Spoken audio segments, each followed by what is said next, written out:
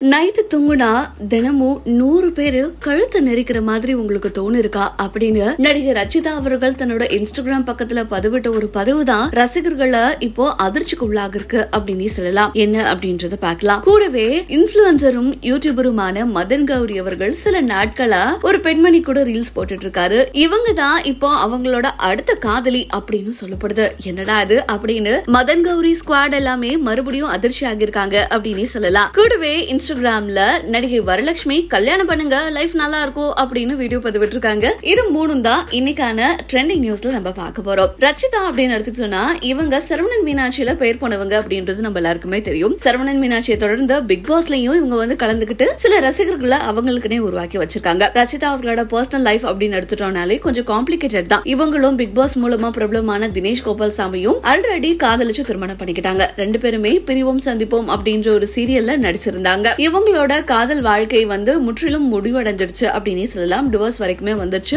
இந்த வகையில அவங்க வேலையை பார்த்தாலும் ரச்சிதா எப்பொழுதுமே ஏதாவது ஃபீல் பண்ணி ஒரு போஸ்ட் பண்ணிட்டு தான் இருப்பாங்க. அந்த வகையில நடிகை ஜோதிகா அவர்கள் நடிச்ச ஒரு திரைப்படத்தோட டயலாக் எடுத்து போட்டு நைட் ஆனா தூக்கம் வர மாட்டுது, 100 பேரு கழுத்து நெரிக்கிற மாதிரி இருக்கு. நான் இப்ப பண்ற படத்துல என்னோட லைஃப் பத்தி தான் இந்த படமே இருக்க போகுது. நான் ஒரு பொண்ணுக்கு நடக்கக்கூடிய ஸ்ட்ரகிள்ஸ் எல்லாத்தையுமே இந்த கதையில வாழ்ந்திருக்கேன். பொண்ணு மட்டும்தான் ஈஸியா ஷேம் பண்றாங்க, அசிங்கமா பேசுறாங்க, எல்லாமே வந்து பேசிடுறாங்க, யோசிக்க மாட்டாங்க அப்படின்ற மாதிரி கேப்ஷன் கொடுத்து வருத்தப்பட்டு அந்த வீடியோவும் போஸ்ட் பண்ணிருக்காங்க. இதை பார்த்த ரசிகர்கள் ரச்சிதாவுக்கு ஆறுதல் தெரிவிச்சிட்டு இருக்காங்க. அண்ட் இன்னொரு பக்கம் பாத்தீங்கன்னா இன்ஸ்டாகிராம் மற்றும் யூடியூப்ல ஃபேமஸ் ஆனவர் தான் மதன் கௌரி. இவரும் காதலிச்சு திருமணம் பண்ணிக்கிட்டாரு தன்னோட நீண்ட நாள் காதலியா. காலேஜ் படிக்கும் போதே காதலிச்சு பிரேக்கப் ஆகி அவங்களுக்காக யூடியூப் தொடங்கி அதுக்கப்புறமா யூடியூப்ல நல்ல ஃபேமஸ் ஆன பிறகு மறுபடியும் காதலி சேர்ந்து இவங்க ரெண்டு பேரும் திருமணம் பண்ணிக்கிட்டாங்க. ஆனா சில நாட்கள்லயே இவங்களோட திருமண வாழ்க்கையும் முடிவுக்கு வந்ததா சொல்லப்படுது. ஆனா இது வரைக்குமே எதுவுமே அபிஷியலா சொல்லப்படாத வகையில தான் இருக்கு. இருப்பினும் இப்ப சில நாட்களா